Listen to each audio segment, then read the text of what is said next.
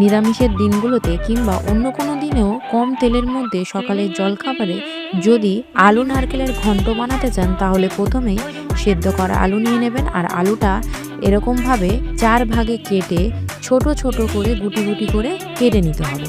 তারপরে কড়াইয়ের মধ্যে অল্প তেল দিয়ে দেব, তাতে দিয়ে দেব 5 ফোড়ন আর শুকনো লঙ্কা।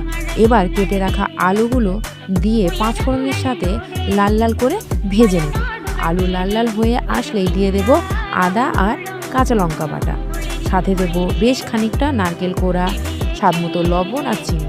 ভালো করে মিক্স করে নেব আর লো ফ্লেমে অল্প অল্প জল ছিটিয়ে ঢাকা দিয়ে দিয়ে কুক করতে হবে। এই প্রসেসটা 2-3 বার করলে দেখবেন আলুটা আরও সফট হয়ে গেছে আর লবণ চিনিটা সুন্দরভাবে অ্যাবজর্ব করে নিয়েছে। গ্যাস অফ করে দিয়ে সার্ভ করুন আর রুটি, লুচি, পরোটার সাথে এনজয় করুন।